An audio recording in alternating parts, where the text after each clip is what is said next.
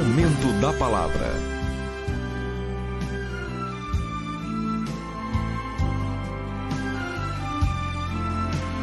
Muito bem, meu querido irmão, muito bem, minha querida irmã, estamos entrando de volta dentro do nosso programa Saudosa Lembrança, nesta manhã de segunda-feira, para trazermos uma palavra de Deus ao seu coração e ao meu coração. E eu quero dar sequência à palavra que nós pregamos na segunda-feira. Nós falamos sobre a vida cristã na igreja primitiva. E nós falamos naquela oportunidade sobre alguns aspectos, né, que aquela igreja desenvolvia e que a igreja contemporânea de hoje precisa também executar, não, e imitar. As coisas boas, sem sombra de dúvida, nós devemos imitar, né? As coisas ruins não é aconselhável que imitamos, mas as coisas boas devemos imitar, bem como também devemos copiar e praticar. Então a igreja primitiva, ela foi uma igreja muito vitoriosa em todas as batalhas, em todas as lutas. Eles foram os vitoriosos porque eles colocaram em prática, tá certo, aquilo que a Bíblia orienta e aquilo que o próprio Jesus ensinou através da doutrina dos apóstolos, tá bom? E nesta manhã de segunda-feira eu quero estar trazendo aqui essa rápida palavra, trazendo esta conclusão aqui dentro do nosso programa Saudosa Lembrança. E um dos aspectos importantes que nós destacamos na vida da igreja primitiva na mensagem de segunda-feira passada foi a palavra de Deus, né, acompanhada de oração. E aí nós falamos sobre a palavra perseverante, que eles perseveravam todos os dias nos templos, de casa em casa, e não cessavam de ensinar, tá certo? Note que vem primeiro aqui o verbo ensinar e depois vem o verbo pregar, né? Que eles não cessavam de ensinar e de pregar Jesus o Cristo, conforme está lá em Atos, capítulo 5, versículo 42. Nós também falamos do objetivo comum que eles tinham, que eram de anunciar a palavra de Deus. Então esse, irmão, eu creio que esse objetivo ele não mudou, ele continua vigente para os dias de hoje. Se naquele tempo havia essa necessidade, essa urgência, imagine-se hoje com quantos bilhões de pessoas tem no mundo, e parece que há 6 bilhões de pessoas no mundo, tá certo? Urge essa necessidade de ter esse objetivo comum, né? E aí, para registrar isso, nós temos Atos, capítulo 4, versículo 20, dizendo: pois não podemos deixar de falar das coisas que vimos e ouvimos, tá certo? E outro aspecto que nós destacamos aqui dentro do nosso programa, na reflexão passada, foi na simplicidade da pregação, né? A igreja primitiva desenvolvia uma mensagem simples. Eu creio que naquela igreja, naquela época, não havia doutores formados e os PhD. Na vez eu fico me perguntando quando eu pego um livro e olho na capa do livro e está lá as instruções, as formações do autor do livro, e diz que ele é PhD em divindade, PhD em santidade.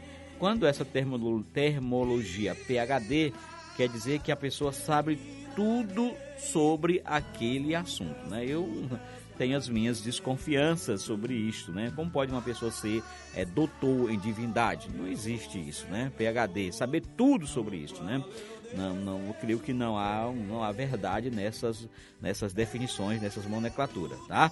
Então a igreja primitiva, ela tinha uma pregação simples, baseada no Cristo vivo, baseada nos testemunhos que viram e ouviram, né? E hoje esses testemunhos ainda continuam a dizer: mas irmão, mas a igreja os milagres tal, não cessaram. A Bíblia não diz isso. Jesus continua com o mesmo poder hoje, ontem e eternamente o será. Ele é o mesmo, ele não mudou. O seu poder é o mesmo, a sua majestade é o mesmo, a sua glória é a mesma, tá certo? E a sua vontade também é a mesma, de operar milagre, de restaurar, de salvar, ainda é a mesma, né?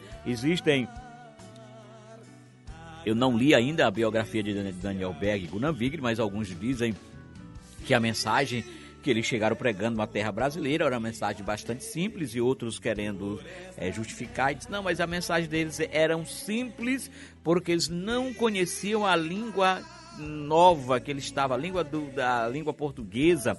Então por isso que eles tinham uma mensagem simples, que era: Jesus cura, Jesus salva, Jesus batiza com o Espírito Santo e leva ao céu de glória. Era esta a mensagem dos pioneiros quando chegaram à pátria brasileira. E alguns querendo justificar isso, não, porque eles só, não tinham ainda o conhecimento, não tinham ainda a dominação do idioma, né, do português. Mas eu creio que esta foi a direção que Deus deu a eles, a trazer essa mensagem tão simples, tá certo? Tão singela, mas que causou um impacto muito grande nos corações das pessoas, tá certo? Então, a simplicidade da pregação.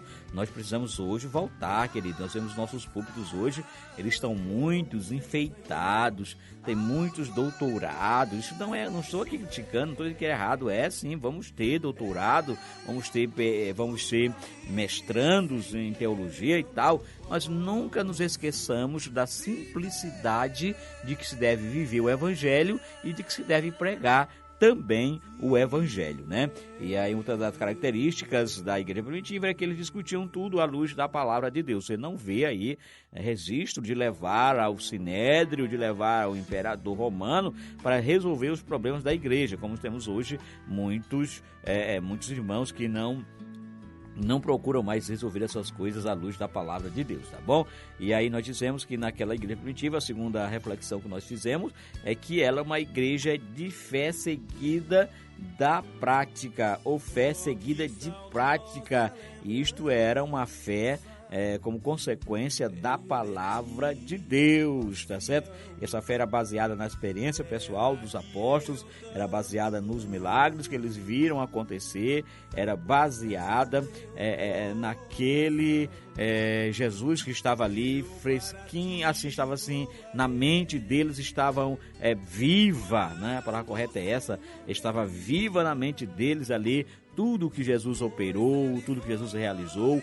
Assim também, meu amado irmão, não posso deixar de fazer esse paralelo, de contextualizar com a nossa realidade, tem que estar vivo em nossa mente os grandes milagres que Deus tem operado na nossa vida, tem que estar vivo, como diz a palavra de Deus, quero trazer à memória, né, as coisas que Deus tem operado e realizado.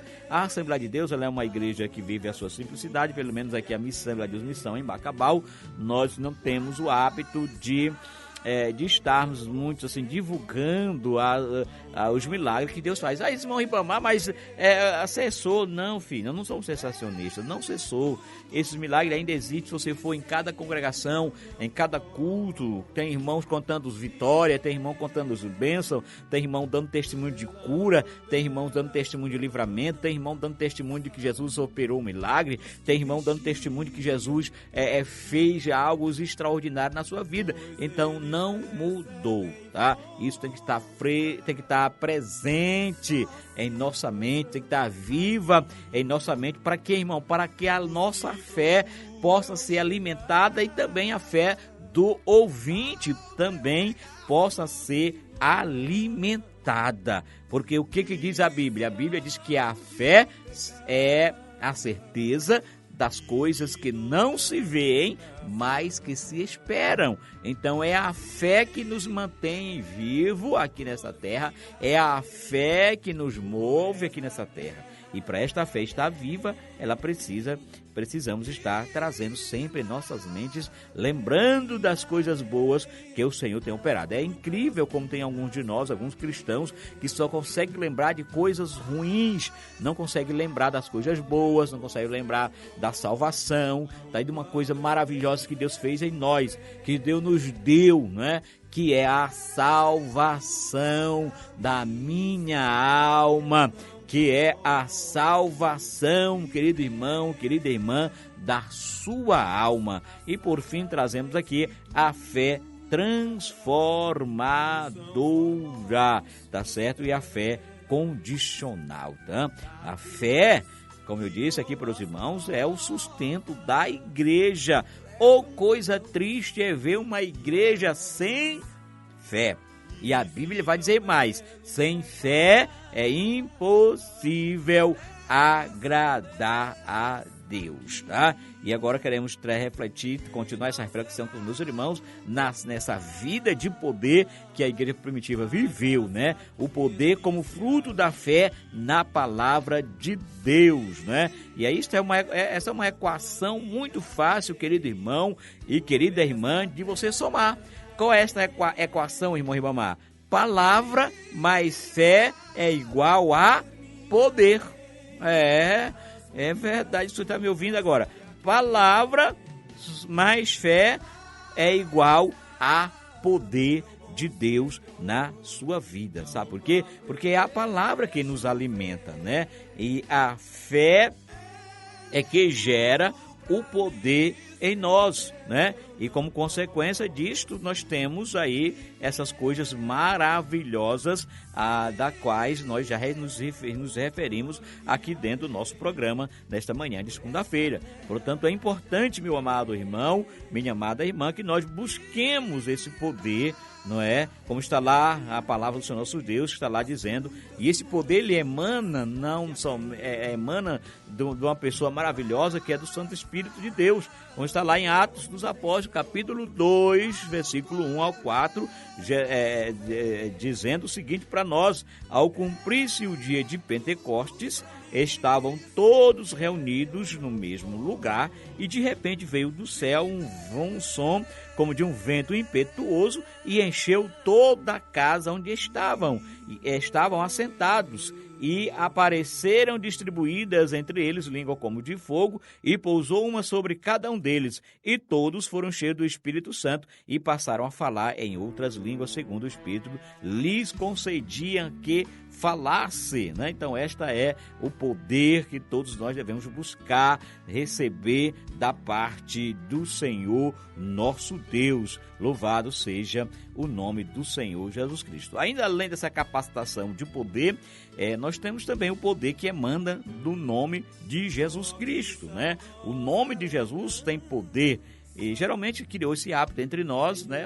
Se figurou já uma figura de linguagem, posso até dizer assim, uma figura de linguagem, habituar entre nós clamarmos pelo sangue de Jesus. Mas se eu e você formos olhar a Bíblia com mais cuidado, com mais atenção, nós vamos ver que a Bíblia não nos dá essa orientação de clamar no sangue de Jesus. Ela nos orienta a clamarmos no nome de Jesus, que tem todo o poder nos céus e na terra. O sangue de Jesus, o poder que a Bíblia atribui a ele, é o poder de restauração, é o poder de salvação, de purificação, de lavagem de pecado, né? E em Atos capítulos 4, versículo 9 ao 12, é um texto bem grande, não vamos lê-lo por uma questão de espaço aqui dentro do nosso programa. Você pode verificar isso, que esse poder era dado à igreja primitiva, ou é dado à igreja a nós, para que possamos realizar milagres e maravilhas. Eu quero deixar um adendo aqui dentro do nosso programa.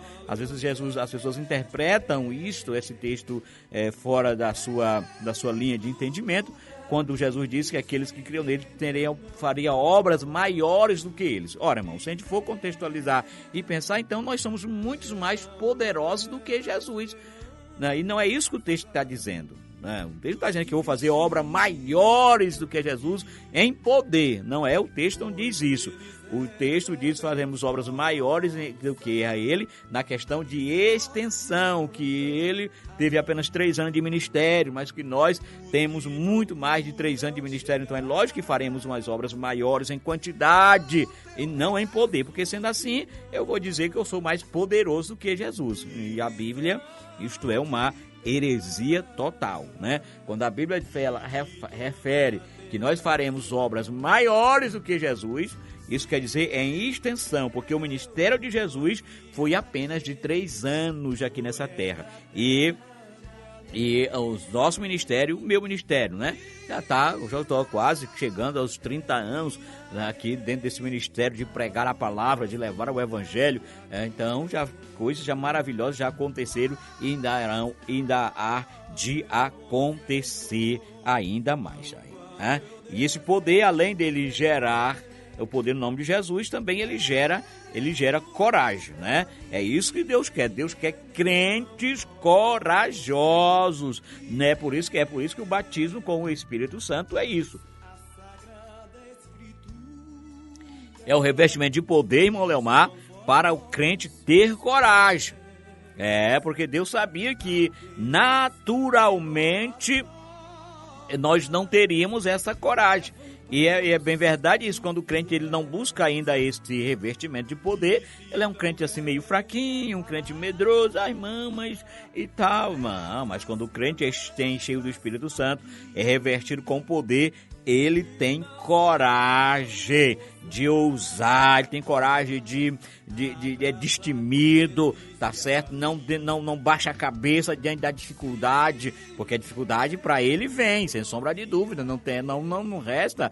O Espírito Santo não coloca você dentro de uma moldura, dentro de proteção para que você não seja atingido. Isso não existe, isso é uma teologia da prosperidade que prega essa loucura, mas na Bíblia não está dizendo isso, não. Eu e você estamos sujeitos às tempestades da vida. O que o Espírito Santo me faz, em mim e em você, é nos dar coragem, é nos dar ânimo, é nos dar força, é nos dar disposição para lutar e vencer, né? Como diz uma letra do Corinho, eu lutarei e vencerei o inimigo, tá? E o cristão, quando está cheio do Espírito Santo, cheio de Deus, ele vence isso. Como está aqui em Atos dos Apóstolos, capítulo 4, versículo do 27 ao 31, que nos diz: porque verdadeiramente se ajuntaram nesta cidade contra o teu santo servo Jesus, ao qual ungiste Herodes e Pilatos, né? Com gentil e gente de Israel, para fazer tudo o que a tua mão e o teu propósito predeterminaram. Agora, Senhor, olha para as suas ameaças, concede aos teus servos que anunciem com toda a intrepidez a tua palavra, enquanto estende a mão para fazer curas, sinais, prodígios, por intermédio do nome do teu santo servo Jesus. Tendo eles orado, tremeu o lugar onde estavam reunidos, e todos ficaram cheios do Espírito Santo e com intrepidez anunciavam a palavra de Deus. Oh, querido irmão, que coisa linda, né? E nós precisamos ter essa coragem, essa intrepidez. Os cristãos não tinham medo, irmão.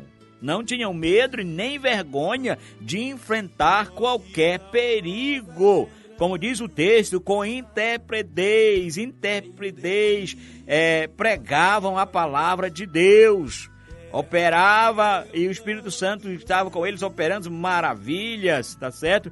E muitas vezes Deus, amados, ele quer agir.